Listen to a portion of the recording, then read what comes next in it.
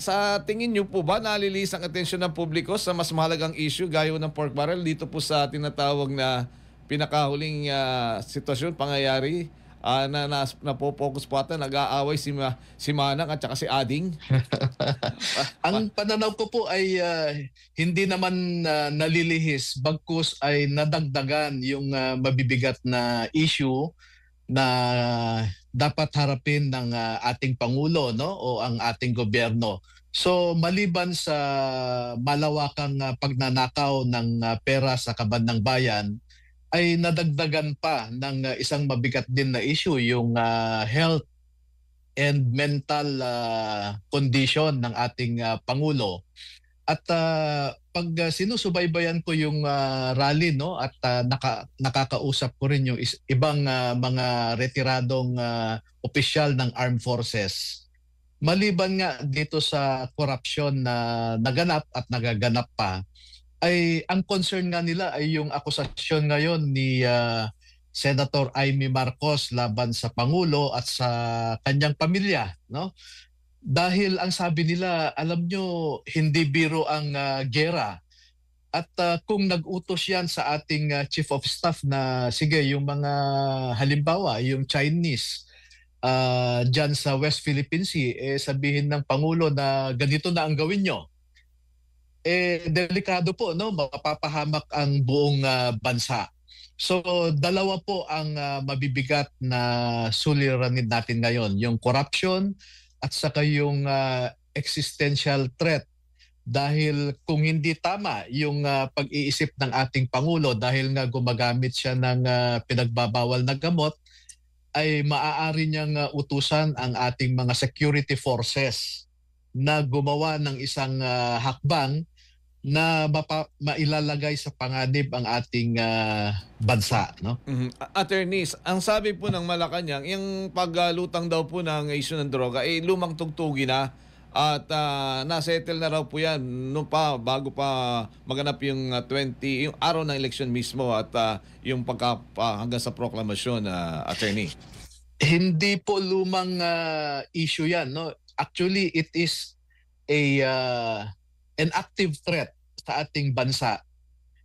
Una, yung sinasabi nilang clearance ni ngayong Pangulong BBM na ipinakita nila noong kumpanya, kung kikilatisin po natin ay ang hiningi lamang nilang pagsusuri ng St. Luke's ay yung paggamit ng cannabis o marijuana at saka barbiturates.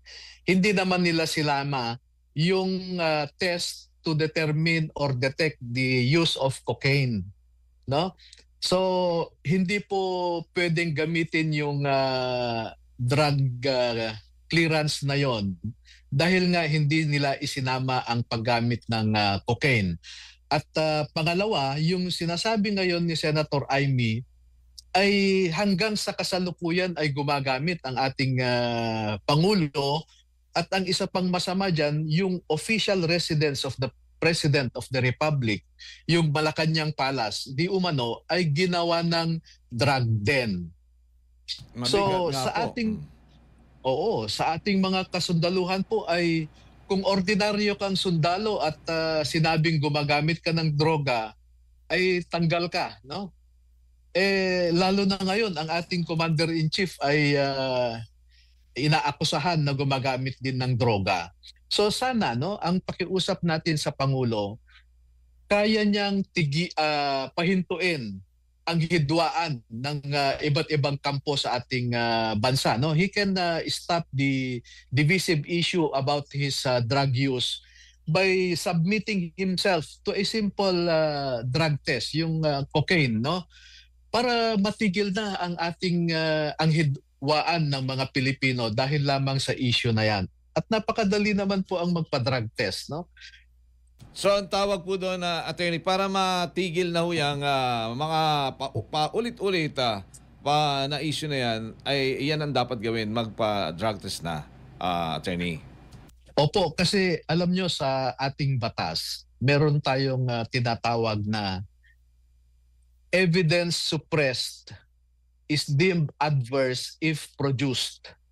Ibig sabihin, kung merong hinihinging ebidensya na pinagtatakpan mo, presume po yan na makakasama doon sa taong nagtatakip, no? O pumipigil ang paglabas ng katotohanan na yan.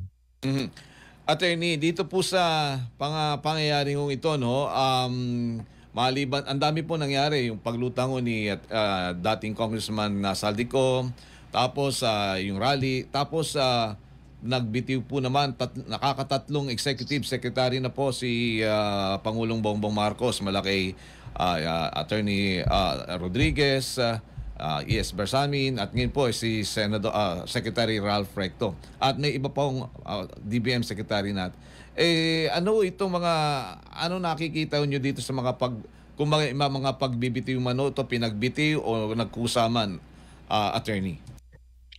Palagay ko po ay kasama yan sa tatago, no, ng katotohanan.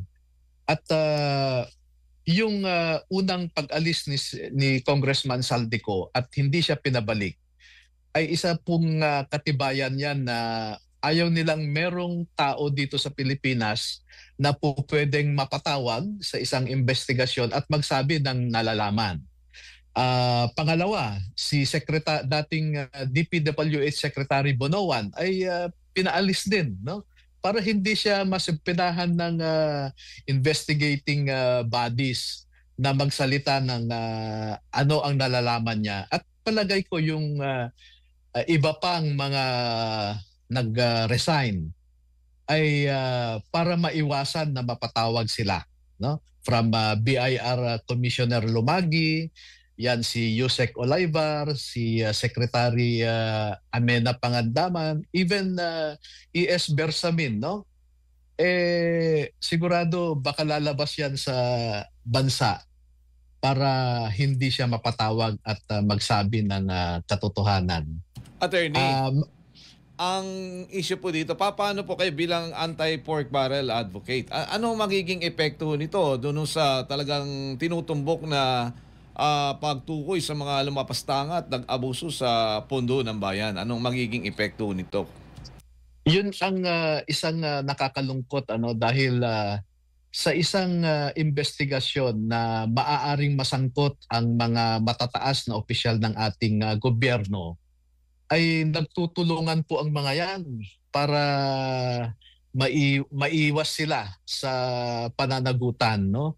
Sa pork barrel o yung PDAF scam noon, ang ginawa ng administrasyon ay isinarado nila yung mga implementing agencies of government, yung NABCOR, NLDC, TLRC, yung Philippine Forest Corporation, no? Yun ang unang isinara nila dahil alam nyo po, malalaki ang mga senador doon, nagpasok 200 million bawat isa sa kanila. At ang project nila ay reforestation. Nung nag-audit ang COA, ang sabi lamang nila ay nagtanim kami pero namatay ang aming mga tinanim. And then after that, isinara nila yung Philippine Forest Corporation. Ano ang rason nila para isara ang mga ahensya ng gobyerno na ito? Para ilibing din nila yung mga dokumento na pwedeng gamitin as evidence. So halimbawa, kailangan mo ng dokumento sa NABCOR. Wala ka ng pagkukuhanan dahil wala ng tao, sarado. So ngayon naman, wala na rin dokumento. Wala na rin po, no? So ngayon naman ay pinapaalis nila yung mga merong nalalaman. Kasi halimbawa, Ben, si Yusek Adrian Bersamin, no? At saka si Yusek Olaivar. Maniniwala ka ba na tatanggap sila ng bilyon-bilyon na pera sa Malacanang premises na hindi nalalaman ng Pangulo? Tandaan natin, ang Malacanang ay napakarami pong plainclothes operatives dyan sa paligid niyan. Nothing moves in Malacanang and its surroundings without the PSG knowing it. No? At pangalawa, si Congressman Saldico ay mas mataas ang pwesto at mas meron siyang connection sa Pangulo kesa sa kumpara kay Bersamin at kay Olaivar. Sa tingin mo ba uutusan ng isang USEC ang isang congressman para mag-deliver ng pera sa kanya? Hindi po mangyayari yun eh. No? So, yung kaya umalis yan si Yusek Bersamin, si Yusek Olaivar para nga beyond access na sila. Tingnan nyo yung ginawa kay Gutesa at saka yung ibang kasamahan po niya. Alam ko po yan na merong grupo, kasama pa ang mga active PNP officers na hinanap at inipon ang mga dating security details ni Congressman Zaldico para pilitin silang pumirma ng isang dokumento na pare-pareho at nabigyan sila ng pabuya. So ganyan po mag-operate ang mga matataas na opisyal para ipagtakpan po ang kanilang ginawa. Attorney, ibig kong sabihin nito, maaari pang may mga susunod pang mga personalidad ang maaari pong kung hindi man paalisin o sibakin kakalaso sa gobyerno, administrasyon. Oo, maaari pong ganon.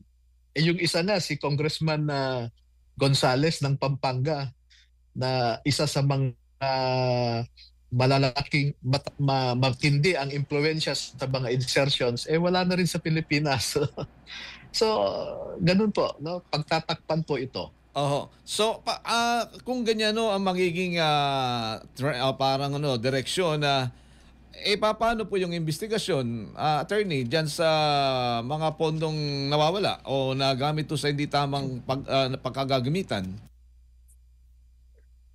Ang unang indikasyon na hindi seryoso ang pamahalaan na imbestigahan ito ay noong nagpatayo sila ng Independent Commission for Infrastructure, yung ICI na sinasabi natin ngayon. Dahil nag-cause po yan ng delay in-stop ng ibang ahensya ng gobyerno ang kanilang pag-iimbestiga dahil ang sabi ng Pangulo ay lahat ng investigasyon ibigay sa ICI. Sapat na po sana ang mga existing agencies of government natin. Sabi ko nga, yung CIDG, NBI, Ombudsman, yung DOJ, yung National Prosecution Service. Sapat na po yan na mag-imbestiga sana. Pero pinigilan sila dahil nga ibinigay nila sa ICI ang investigasyon. Ngayon, ano ba ang kakayanan ng ICI na mag-imbestiga? Una, wala nga silang subpoena powers, Pangalawa, recommendatory lang ang kanilang gagawin. Ano man ang findings ng ICI ay isusumite pa rin nila sa ombudsman at yung ombudsman ay magsasagawa pa rin ng panibagong preliminary investigation. So may dribble na mangyayari, attorney, ganun ba ho yun? Ay, opo, matagal na dribble yan. Tapos na ang administrasyon sunod na eleksyon, hindi pa rin po yun nausad kung ganyan po ang senaryo, attorney.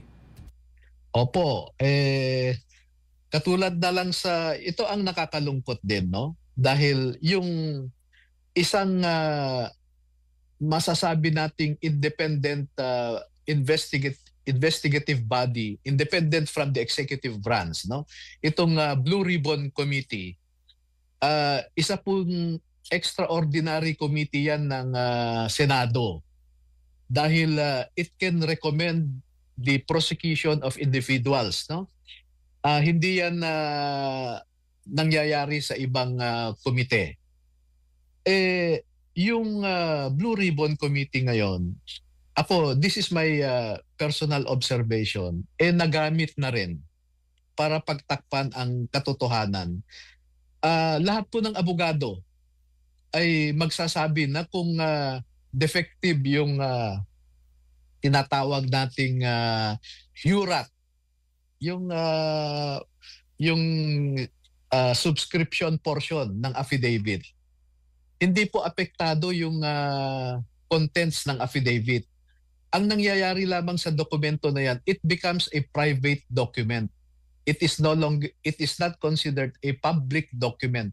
Yun lang po ang diferensya So ngayon, yung private document, can recover its status as a public document again dahil inacknowledge niya sa Senado under oath. Pero yung sinasabi nilang falsus in uno, falsus in omnibus, na ang sabi, falsifikado yung notaryo, ibig sabihin falsifikado lahat. Kahit basahin po nila yung mga desisyon ng Korte Suprema, hindi na po absolute yung prinsipyo na yan. No? Marami pong exemptions. No? At kasama yung exemption na yan na pinanumpaan niya yung kanyang affidavit sa Senado. Tapos ngayon, sasabihin kaagad nila na hindi siya reliable na witness. Kasama po yan sa pagtatakip . Sa lahat mo ng ito dribble muna bago shoot. Patatagal, pass the ball muna, mga ganun. Opo, kasi ang naikwento sa akin ay may mga kasamang iba pang mga senador na na-deliveran din, no? Hindi lamang yung inaakusahan nila ngayon na mga senador ang na-deliveran nila ng pera o yung basura. Kung gamitin natin yung sinabi ni Gutesa. Oo nga, basura, no? Tawag nila basura. Meron pa ho dyan sa Senado daw na na-deliveran din nila. Kaya siguro pinagtatakpan, ayaw nilang magsalita si Gutesa kasi nga ay meron pang masasangkot na kakampi rin ng administrasyon. Naku po. Naku, attorney, kahit sa ganyan senaryo, no, yung paghabulo sa pera ng bayan natin, talagang mahaba. Pero kahit at least kahit pa paano nandiyan kahit na-monitor din na at least nalalaman ng ating taong bayan. Kulang lang po ang aking oras. Baka may gusto kayong sabihin na hindi ko na itanong sa inyo. Go ahead please, attorney. Ang paalala ko lang sa ating mga kababayan ay kailangan nating gampanan ang ating obligasyon sa saligang batas at ang obligasyon natin sa ating bansa. Mapagmatsyag, we have to be vigilant. At sana po ay tapusin na ng ating Pangulo ang mga issue na naghahati sa ating mga kababayan. Una ay isumite niya ang sarili niya sa isang transparent and public hair follicle test para matigil na ang mga agam-agam, yung mga kwento na hindi totoo o totoo. Tapusin na niya, hihilom ang ating bansa pag malaman natin ang katotohanan tungkol sa kanyang paggamit di umano ng bawal na gamot. Dahil nasa saligang batas na karapatan ng taong bayan na malaman ang mental and physical condition ng Pangulo. Pangalawa, yung investigasyon sa malawakang pagnanakaw sa kaban ng bayan. Dapat ang nag-iimbestiga ngayon, lalo na yung Senate Blue Ribbon Committee, hindi po korte ang Senate Blue Ribbon Committee. Kaya wala ho kayong basehan na maging very strict, no, sa procedural aspects, yung mga fake notary, etc. Hindi ho yan kailangan sa isang investigasyon na hindi naman korte. You relax the rules. Ang importante, lahat ng di umanong mga tao na may nalalaman sa anomalya, imbitahan nyo, pabayaan nyo silang magsalita at itest nyo ang kanilang credibility sa pamamagitan ng magagandang katanungan o mahusay na pagtatanong. Hindi pa nagsasalita, ayaw na niyang pakinggan. So nasa kamay po ninyo, Blue Ribbon Committee at saka Pangulo, nasa kamay po ninyo ang solusyon ng kasalukuyang hidwaan at krisis sa ating bansa.